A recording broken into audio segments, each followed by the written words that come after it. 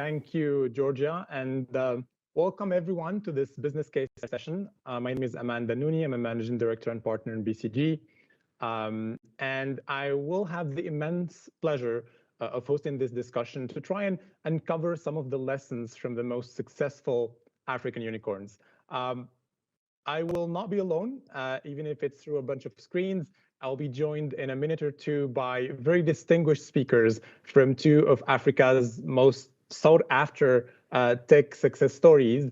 And we will have a 45-minute discussion, then open it for Q&A to the audience. You can ask your questions in the chat all during the discussion, or at the very end, I'll pick up a few questions for the last 10 minutes to share with our guests. But before welcoming Sitoyo and Juliette, who will be joining me in this endeavor, I wanted to take 4 or 5 minutes to share with you a couple of thoughts on African unicorns. Where are we in the innovation journey in our continent? And that would lead us very nicely into the 3 topics we will be covering in this discussion. I don't know if we can put the presentation on the screen. Yes, thank you.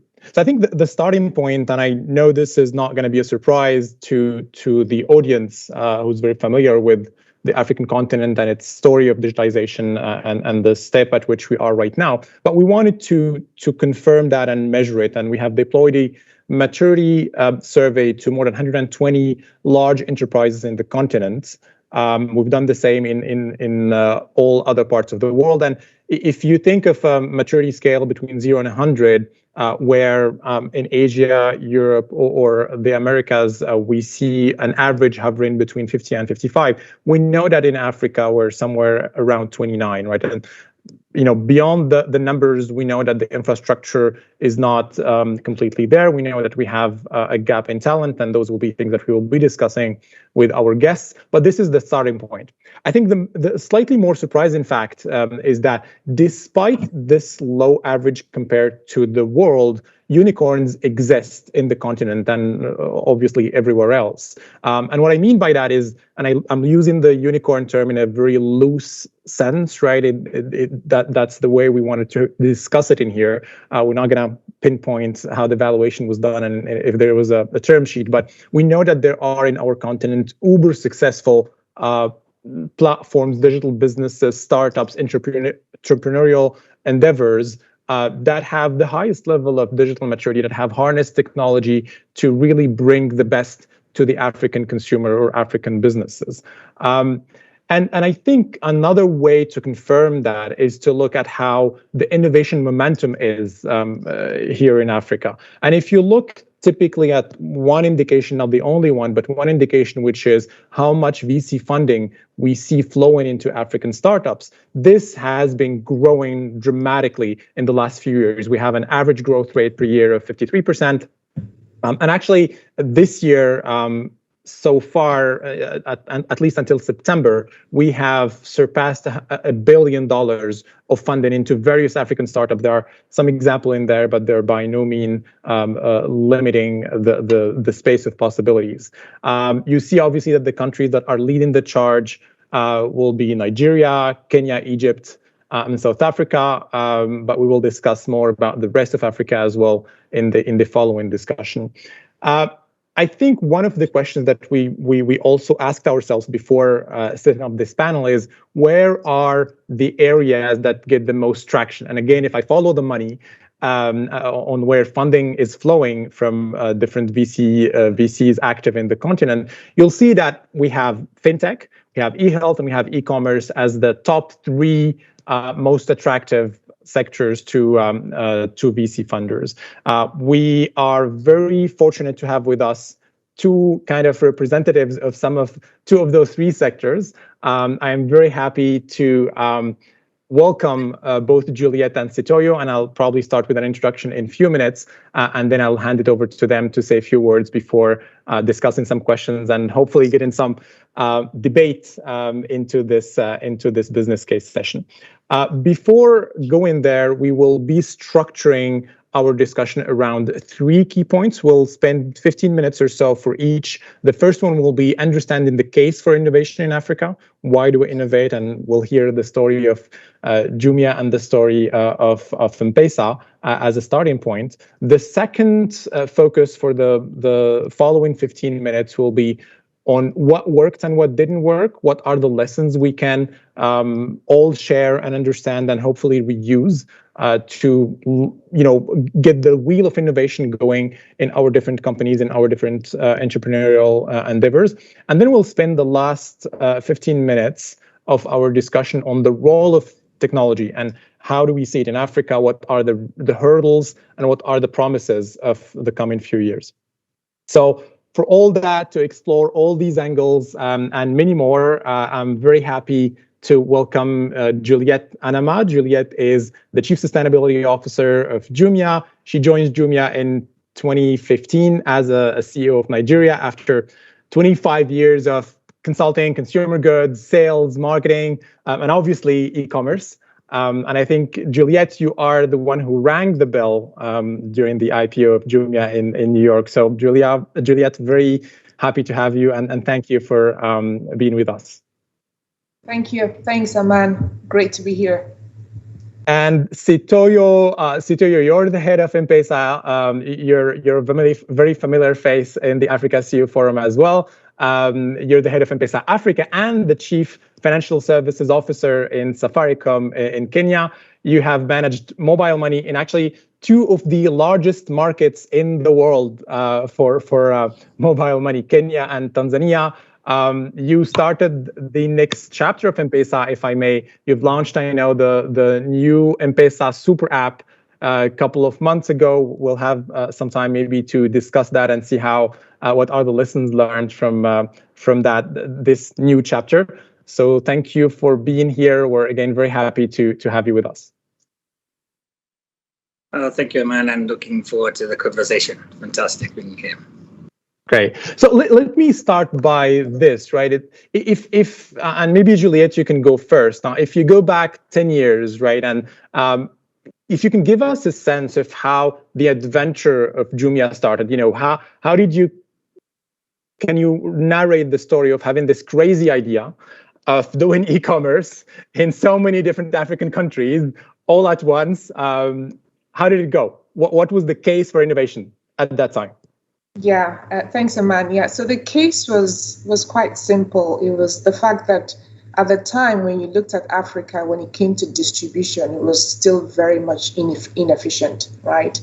And if you were a consumer, for example, and you wanted to buy, let's say, a pair of shoes or a dress, you typically had basically 2 options.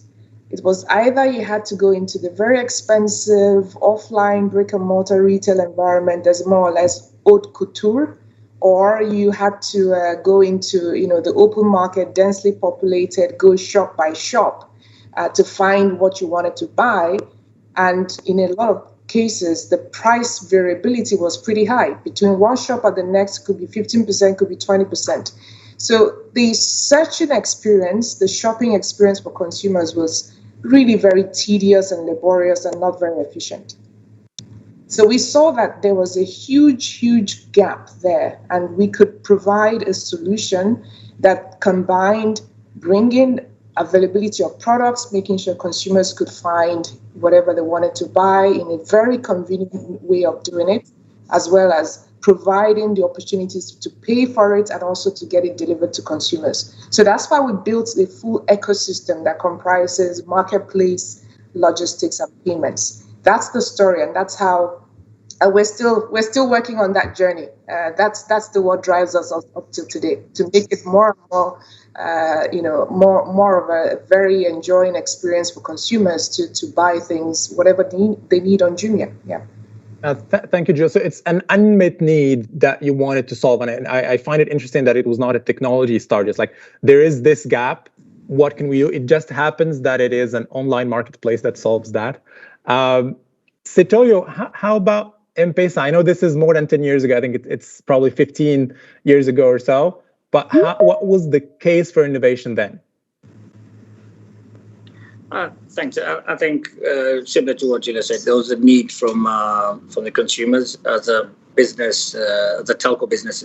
We are now 20 years old, M-Pesa is 14 years old, and the biggest part when we started was the rural-urban migration. So Kenyans living in rural areas, coming into the urban areas, and having to send money back into the rural areas to support their family and friends back home.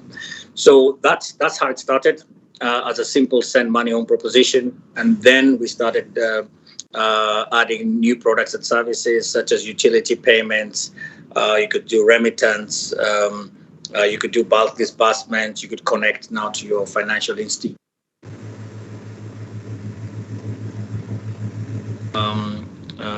We continued. Thanks, Sito. I think you were interrupted a bit there, but I do understand what you're saying is there was an original case that was triggered by the rural-urban migration, and then the services expanded. I want to stay on the early days for both of you just for a second. And if we go back again to this Genesis story, what was the hardest thing? Because today we take it for granted, right? Like, okay, e-commerce, of course, right? Mobile payment, of course. But at that time, it was not the case, right? What was the hardest thing that you remember in those early days? Yeah, I mean, for e-commerce, certainly for us, the first thing was breaking down the mental barriers, right? That was the key thing. It wasn't the tech. Surprisingly, people always, when I speak about it, people think it's the tech. No, it was not the tech. It was always breaking down the mental barriers, because you're coming into a continent where people were not used to, ordering something on the phone. You don't see it, and then you have to believe that there's actually someone on the opposite side, and that person is going to deliver the item to you. So we had to have a lot of consumer education around shopping online. It is safe, it is simple, it's very convenient. We have millions of products that you can buy. You can compare prices. It's much easier for you to compare prices online than it is to go from shop to shop in an offline environment. We had to do that. Secondly, we also had to convince the sellers to list their products on the platform. So there was a mental barrier for the sellers as well. And one of the things we did initially is that we also invested in retail as a way to show them that, look, we will buy the item, we will hold the inventory, you will see that the sales would happen and you get your money, and all of that keeps moving. So those were the kinds of barriers that we needed to break at the time. There were also, of course, language barriers as well. And then we set up a J-Force network so that they could actually meet with consumers who wanted to shop online but didn't know how to do it or had some language barriers. So they could communicate with the consumers in their own native language. So there were lots of things, but I would say the primary thing was breaking down those mental barriers. I like it, Juliet, and I'd like to come back to the J-Force maybe a bit later, because I find it very interesting as a way to do on-the-ground education. But maybe before going there, Sitoyo, there was an element also in what Juliet has mentioned that, by the way, can bridge the two, the e-commerce and the mobile money part, because I'm guessing, Juliet, correct me if I'm wrong, one of the hardest things we still need to manage is the cash on delivery being still the highest majority of transactions payment method. And, Sitoyo, you're probably trying to bridge that on your side as well. When you hear Juliet talk about educating the customers, breaking the mental barriers, M-Pesa has done that to a very large extent in Kenya. How did you get there? How did you get to a point where, I don't know, I don't have the numbers, but you should remind us, the very vast majority of Kenyans will have an M-Pesa account, and it's part of the daily life to use M-Pesa for mobile payments?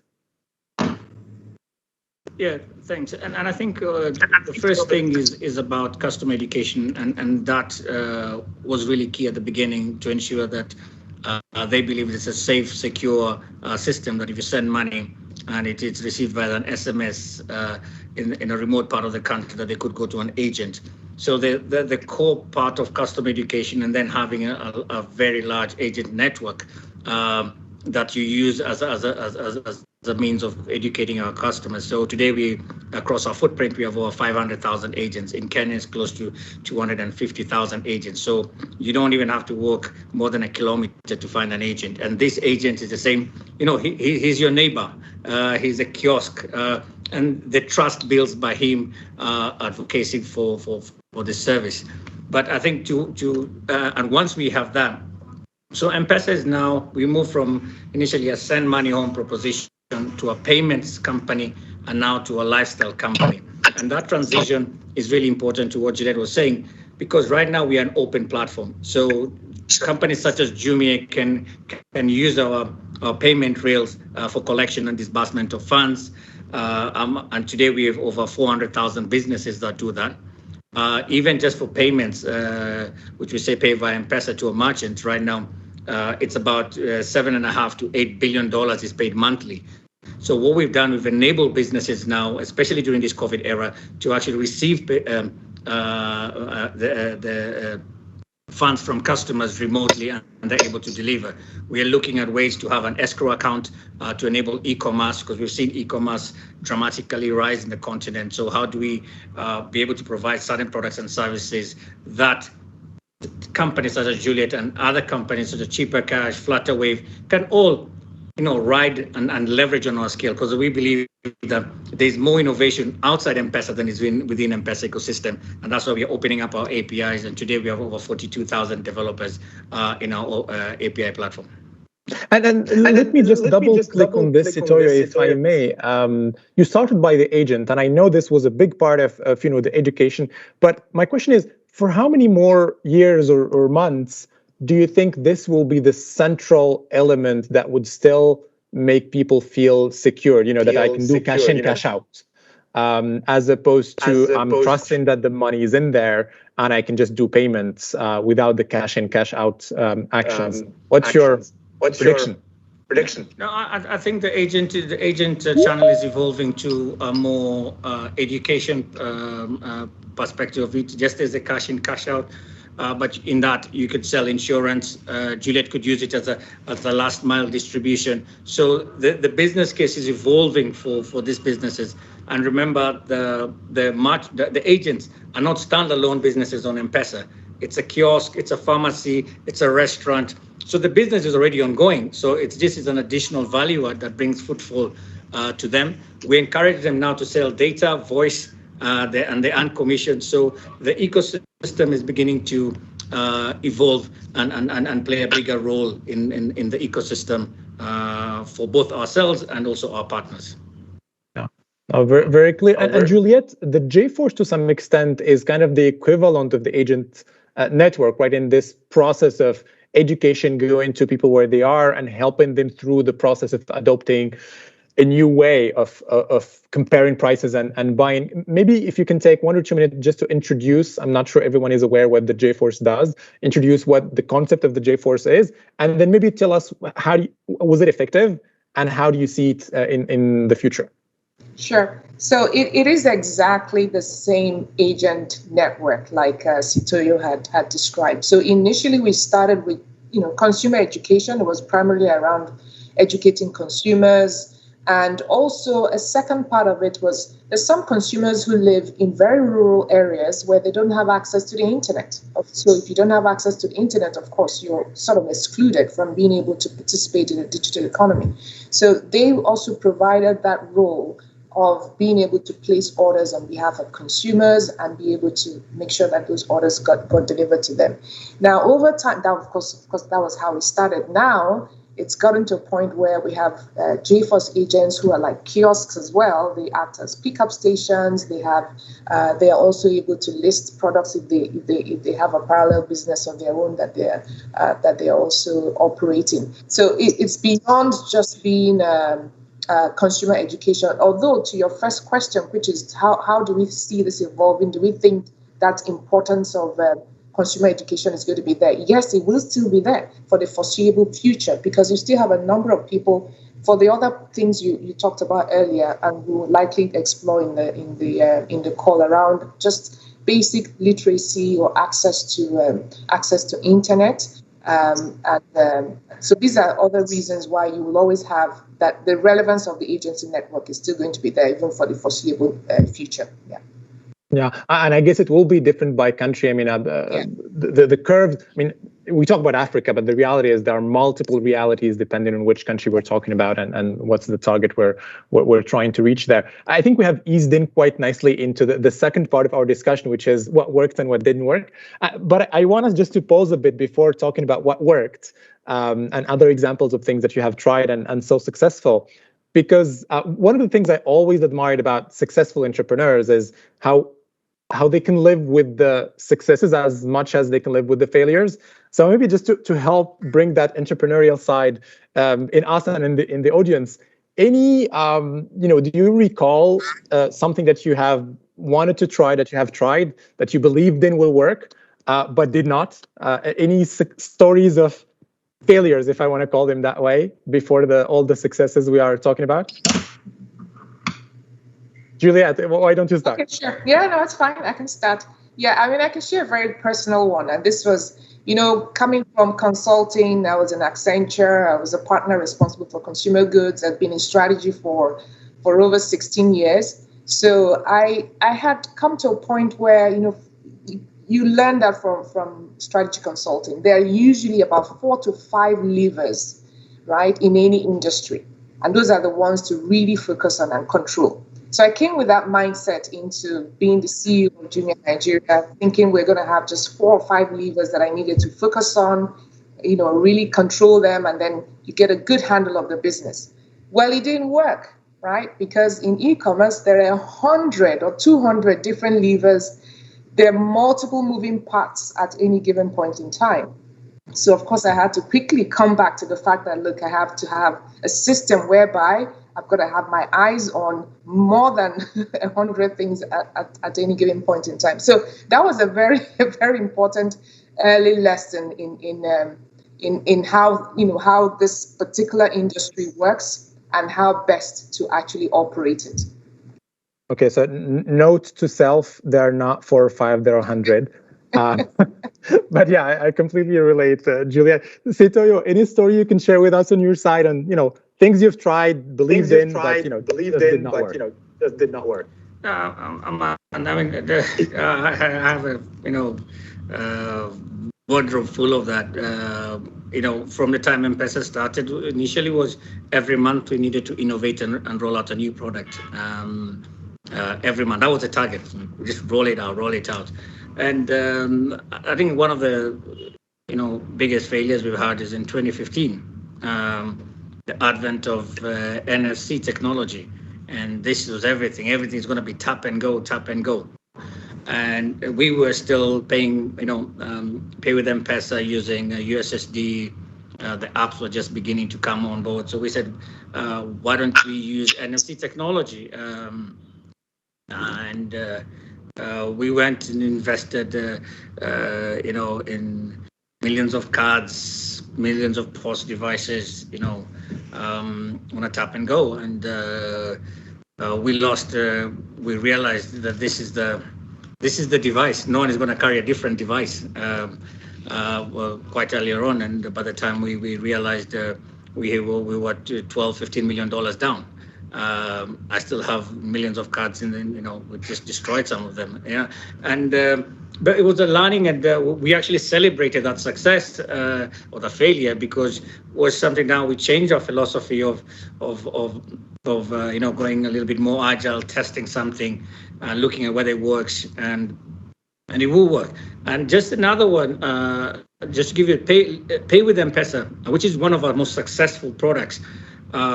We launched it in 2008, and we had only one supermarket that actually accepted it. And when we were changing to our new platform in 2012, around there, we were saying, do we need this functionality or do we remove it?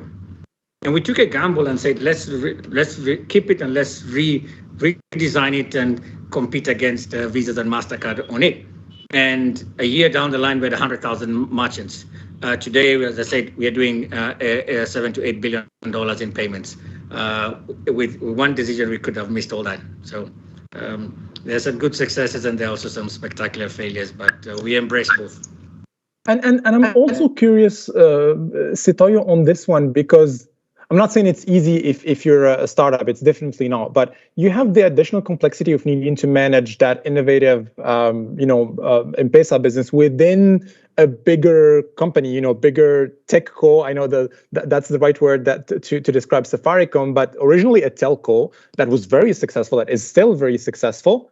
How do you manage that agility within a big, established, successful corporate that probably is not used to spending money or that much money on cards and just imagining it's not going to be useful in a couple of months? How do you manage that? I think it's the team that you have, and empowering your team. We encourage my team to really be innovative. We've organized them in agile teams that look at different products and services. They iterate around them.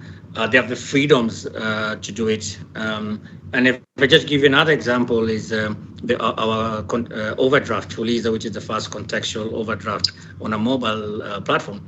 It came from an insight from the team saying, we have about $500 billion of transactions on a monthly basis that fail because of insufficient funds, but 2 or 3 days later, it's done. And that's how the overdraft came into play. But more importantly, when we did it, we didn't have the capex. Despite Safaricom spending a lot of money, we didn't get the approval to do it and the money to do it. So we went to our vendor, grateful for Huawei, and we convinced them to build a platform on a revenue share model. It's a huge amount of money, and it's not $10 million, it was much more than that. And they built it, and it became the most successful product we've ever launched, and we paid them within a year. So it was a big gamble, but if we hadn't paid them, we were going to pay them off over, let's say, 3-4 years of it. So I think it's the ability to ensure that the team, comes with the right insights. You really empower them to do that. And as I said, opening up the platform, enabling more third parties to come in who innovate on top of us, also make us very successful. I understand. So the enablement part, enablement of your team is important, and it's not something that comes easy. And I'm looking at Juliet as well, because yes, it's Jumia, but it's also many countries within Jumia. How do you manage that logic of what needs to stay within the corporate, because there is a benefit of scale, because there's a learning curve that's important, especially on many of the scale sensitive tech or competencies, versus countries that have their own reality, we just talked about it, and that need a slightly adjusted approach here and there, whether in the marketing or even in the product that you put in the market. How do you manage that balance between what you want to control centrally and gain scale, and what you want to delegate and enable the country teams to manage independently? That's a great question. It's a combination of two things: it's standardization and also customization. So we consider ourselves a global company as well as a local company, right? And that's a good balance that you need to strike. Now, the things that are extremely important to consumers, you look at the entire consumer journey on Jumia, you look at the entire seller experience and the brand experience on Jumia, it's pretty much the same, right? Sellers want to sell their products, they want to be paid on time. Consumers want to find whatever they want to buy, whether it is a pair of shoes or they order food on Jumia, or they pay their bills on Jumia, whatever. The customer journey is pretty much the same, because the experiences and expectations of the consumer is the same across any country. So those kinds of areas tend to have processes that are fairly well standardized, and therefore, because they are standardized, we can deploy them very easily and at speed across countries, and we can also keep developing and scaling them because they are centralized functions that we are managing at a central level. And then at the local level, there are some customizations that are very relevant, very particular to, so like you mentioned earlier, some countries may not need a JForce agent network. Some countries may need a JForce agent network. Some countries may have a postal system that is much more mature and is therefore part of the integrated logistics platform that we have. And some countries just don't have that. Okay, so those kinds of areas where we then have a sort of localization. So back to what I said earlier, it's a combination of standardization and some elements of localization where it is required. Yeah. And did you feel, Juliet, that in the last 10 years that the balance changed?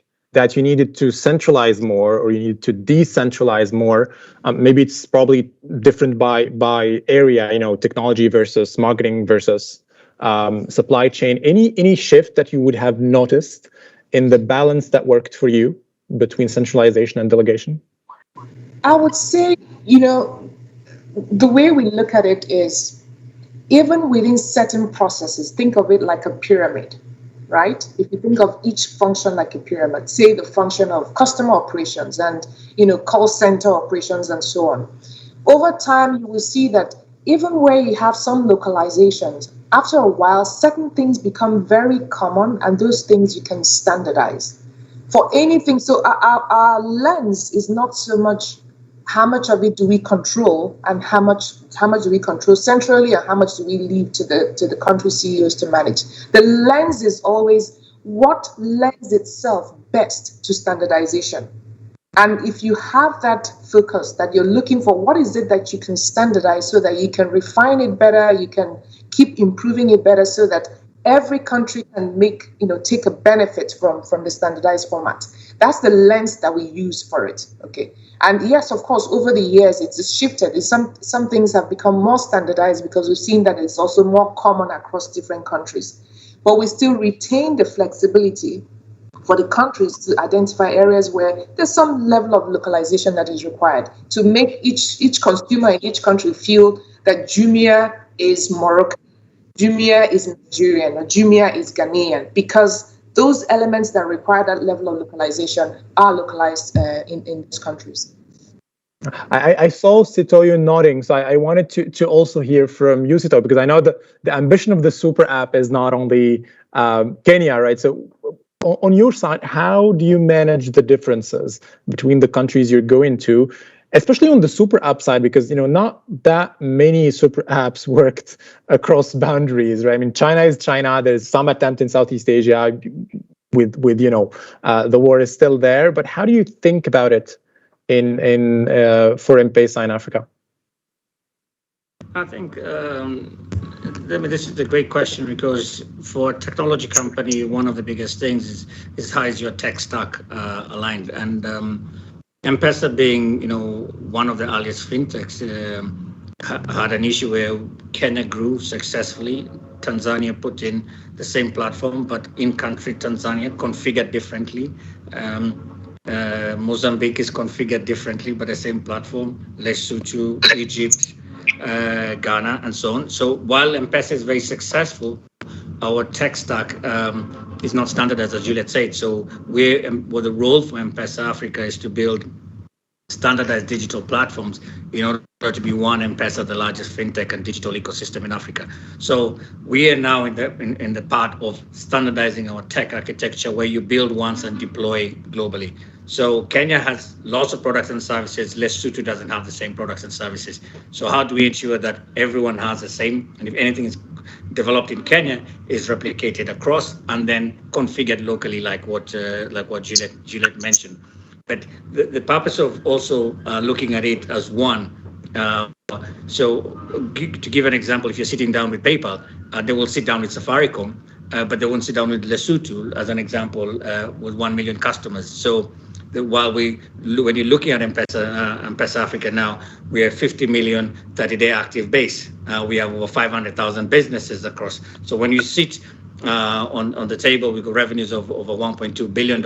So when you sit on the table, you're actually now able to negotiate and get better partnerships, set up that benefit the whole ecosystem. So that's what I was noting, because what Juliet says resonates with exactly what we're trying to do, and that enables us address our target addressable market in a better way. And I think, Sitoyo, what makes it more complex is that the technology is not set in still. It's like, yes, there is a challenge. How do we harmonize what we have today? But there is also a challenge, an ongoing one, which is how do we integrate the tech space that's moving very fast? How do we, we're now talking about AI. What can AI do? And what part of it needs to be, centralized versus delocalized learning at the country level. We're going to talk about the cybersecurity risks. What needs to be managed centrally because it's hard, because it requires expertise. What needs to be managed on the edge of the organization, because a lot of the cybersecurity threats or attacks are through the human side, not through the technology side. Let me maybe start with AI, because that's a technology that I find very promising and interesting, and that I work on incidentally. What's your perspective on the adoption of AI among African companies? And maybe, Juliet, we can start with AI in Jumia, because, again, some of the big players of AI happen to be originally e-commerce players, right? So any thoughts on how AI specifically, but it can be broader than that, the adoption of technology is happening in Jumia? What makes it easy and what makes it hard? Yeah, totally. You're totally right about that. Technology is extremely crucial, especially in e-commerce. We're now in our 9th year, right? So consumers have come a long way from the point when all they wanted was just to have a very good search experience and to find whatever they wanted on Jumia at the right price and compare sellers and so on. The consumers are also evolving, and to that extent, the tech is also evolving. Today, they want a customized experience, right? And so that means things like personalization means that we have to look at, building a really customized customer journey and looking at all the multiple interactions the consumer has on Jumia, whether it is push notifications, email, chat, and so on. So all of that demands tech, and all of that demands a lot of AI and machine learning to be able to build those kinds of experiences for consumers. So I see that we're using AI a lot today. We're using it to build growth tools, in increasingly improving the consumer experience, seller experience as well. And I see that in the future, we will continue to use it to move from things like personalization into even predictive experiences for consumers, so that, the tech can be in a position to even recommend certain actions for consumers based on their prior navigation and search experience on the platform and so on. Yeah. So it's getting more and more, and it will continue on that trajectory. And I guess, to your point, Julia, there's definitely an element of personalization, which is now the expectation of customers, right? Because they're used to the Netflix and the Uber and the Amazon Prime video services, where personalization is pushed. But maybe to ask the question to you, Sitoyo, when you talk about financial product, there is also an element of that, which is, am I doing it right? Are there regulatory hurdles to what can I personalize to who? What's the liability if this includes, a financial advice or a risk assessment? Any thoughts around that when you think about M-Pesa portfolio expanding, especially on the financial services side?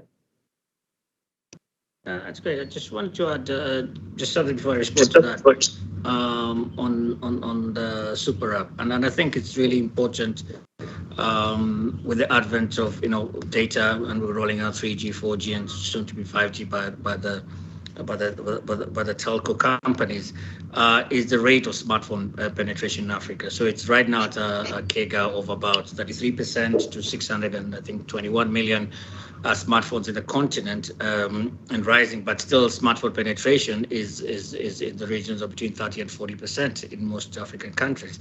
So I think that a lot needs to be done in terms of that for what Juliet and also what we're trying to do in terms of enhancing customer experience, building putting AI and so on. And that's why the super app became a really important factor.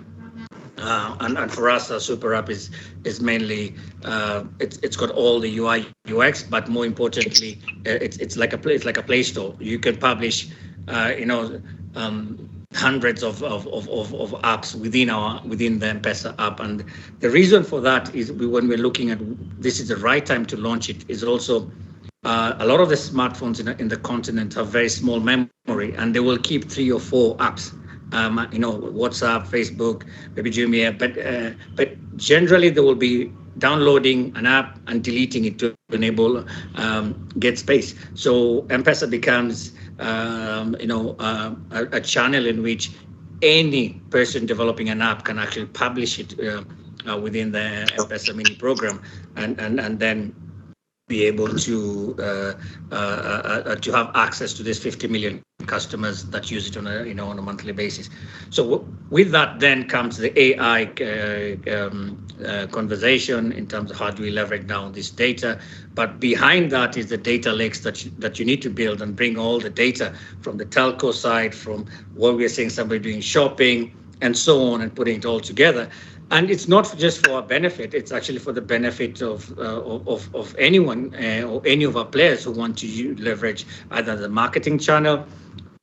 We do look at our information for credit scoring, so it's not just for our own credit products. We actually provide credit scoring services to financial institutions and so on. And then this comes now with the data issue. So now data protection is at the top of everything. You need to consent, and it has to be expressly consented digitally. The regulator needs to come and see it electronically where it's saved. So you just can't use USSD.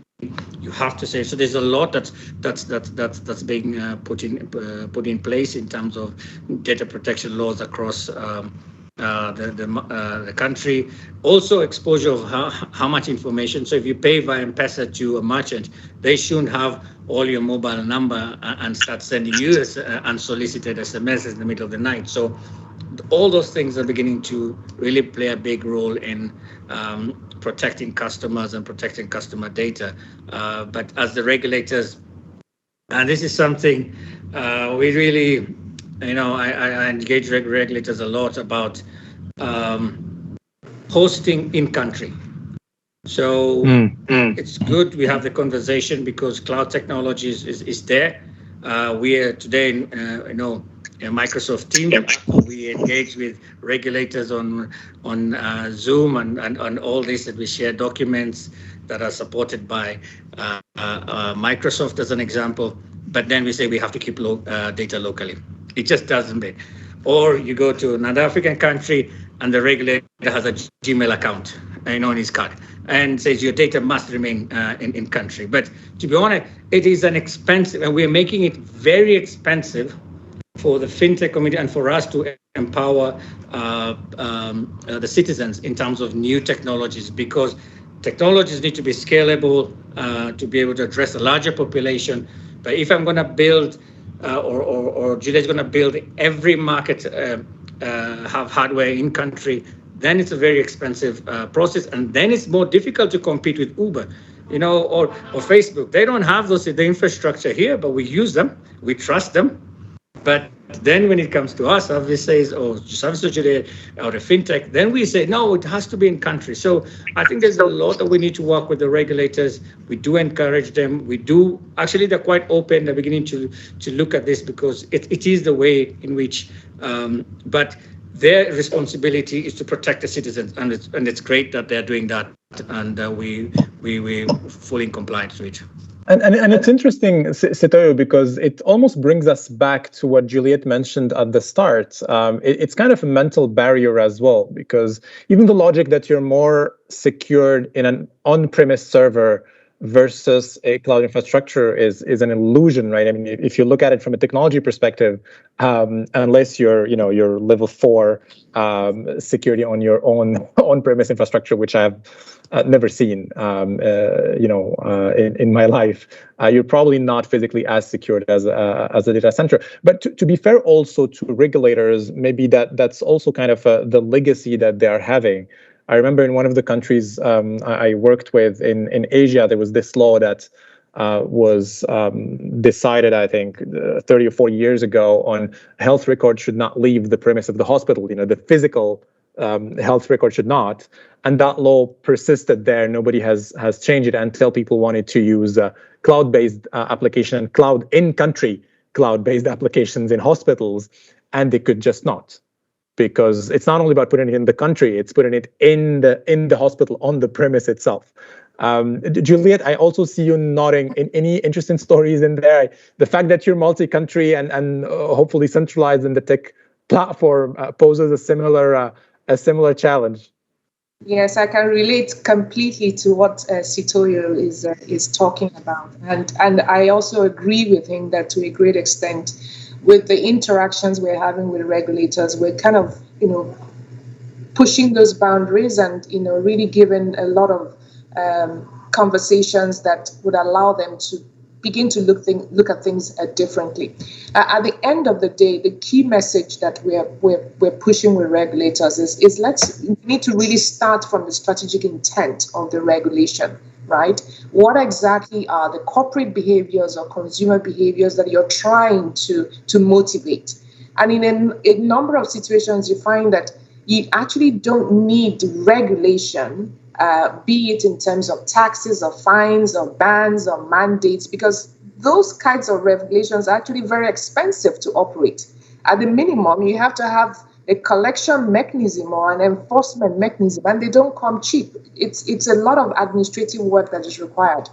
There are other alternatives. There's something that is called choice architecting, and there are different ways in which you can work with the operators in the field, the private sector, to be able to create those kinds of behaviors that you are trying to motivate or incentivize. I think it's just been it's a kind of a mindset shift, but I see, like Sitoyo said, with more and more engagement with regulators, we're bringing them around to begin to see things from a different perspective, to say it's not just what has happened in the past 15 years or what is happening in the US, because sometimes, in some countries, they just look at what is the US doing, what is UK doing, what is most relevant to us in Africa at the stage we are in the journey, in the evolutionary journey of tech. And how do we ensure that we are incentivizing and motivating the kinds of behaviors that we need for the specific benefits we want to get out of it? That's the kind of mindset shift that we're, increasingly working more and more with regulators to get them to see, and it's yielding some benefits there. Yeah. That's good to hear. The time is running, but I wanted to cover one more thing before we move to the questions we have received. Yes, I agree. Technology is one thing, and of course, regulation is something that we need to work with, and it's taking time, which is understandable. But there is also another hurdle that we have faced, and I've seen many corporate face in the African countries, which is talent. Right. Technology is not just buying the zeros and ones, right, or the cables, or it's also about people who have very specific kind of skills that are hard to find in the continent objectively, but also hard to retain. So I wanted to ask the question to both of you: what's your secret sauce, right? The ones you're able to attract and retain.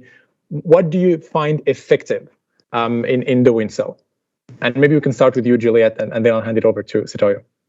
Yeah, let me start with unpacking the stack of talent. When you talk about talent, you're talking about people at different levels. So you do have loads of talent when it comes to people that have the basic problem-solving skills, critical reasoning skills. They are driven. They are very energetic. They're entrepreneurial. We have tons of that. I think it's when we start coming to the functional level, the functional layer, and we're talking about some specific skill sets that are very relevant to e-commerce or relevant to payments. That's where we are having to build those talents internally. We recruit the people, and then we give them the training internally, and we build the talent.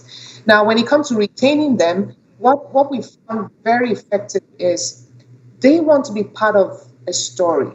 Okay, because look at it, they are mostly millennials, right? Okay, or Gen Zs, the right terminology there. So they want to buy into a story. It's not about, for them, it's not just about coming to work.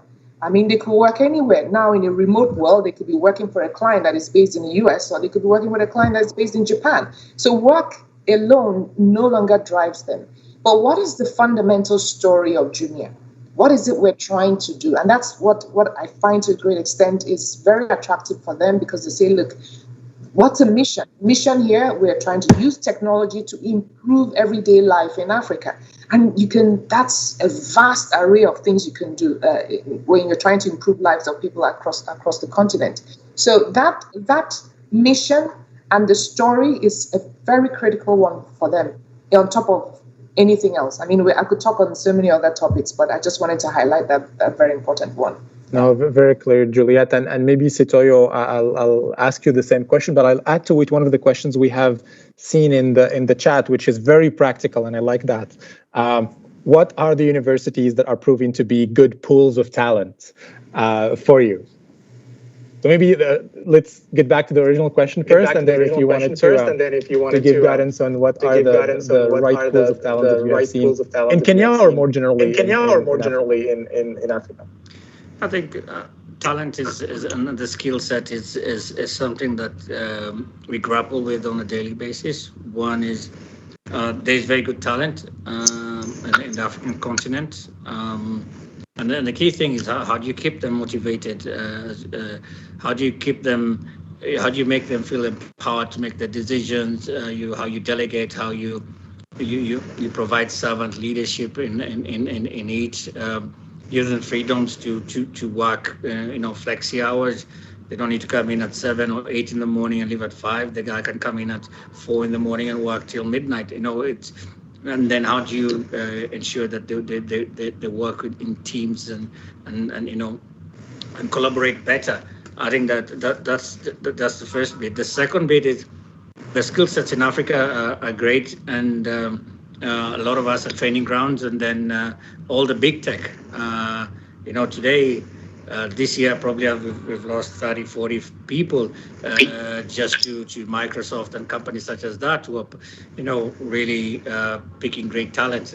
And for us, it's great. And we don't mind being a training ground for that, but it's also how do we ensure we have the right pipeline. I think that the third bit of it is HR structures. I can talk about myself, for example. I've been Safaricom, let's say 10 years. And I've traveled across, but my contract is what I had when I was, 10 years ago. So it's changed, and the way we recruit needs to I say we are changing that, but I think a lot of companies need to change that. And you get a 23-year-old or 24-year-old with really good tech skills and really good, fundamentals, and is an expert at something, and he could be earning more than me, and that's okay as a leader. So the structures that organizations have need to cater for where the tech skills are, and you pay somebody. He doesn't want to be the CEO, he wants to enjoy his job, get paid well. And that's a very different, and have the freedoms to work the way he wants. But he's doing a great job, so we need to pay them quite differently. On the last bit of the universities, I think maybe in Africa there's still a bit of gap for us. We actually working very closely with the universities to give them training programs that are fit for ourselves. So we are taking our staff outside the organization on paid training for 6 months, 12 months to learn new skill sets that benefit us. We're telling universities, these are the skill sets of the future. AI, machine learning, UI, UX, leveraging on technology. So there's so many courses that we look at, but also us as ourselves, the great universities, whether in the US, UK, with great online courses that help us. We really encourage one new skill set every year. So universities will play a key role in continuing to develop the tech talents. And Juliet, any honorable mentions that you would want to give on the pools of African talent, the African pools of African talent? I'm sorry. Could you take the question again? No. So the question that we had in the chat was, what are the universities where you feel there is a good talent pool, a good African talent pool that you recruit from and you're happy with? Okay, well, that's a trick question, because if I mention one university, then all the other universities you're working with are going to say, "Hey, you didn't mention me on the call." So we'll say it's a secret. We'll keep it secret. So I would play it safe to say that, look, across all the countries, we have good universities, and we have collaborations with universities as well. It's working in different countries at the moment, and actually we have a tech hub right now in Egypt. Okay, and working very closely with governments in the different countries on. It's not just tech, by the way. Sometimes it's about setting up internship programs where we can bring in talent coming in from graduate schools, MBA graduates who come in and they spend like a year or 2 years in Jumia, and then from there they decide if they want to build a career in a digital environment like Jumia. So we have that in different countries. Yeah.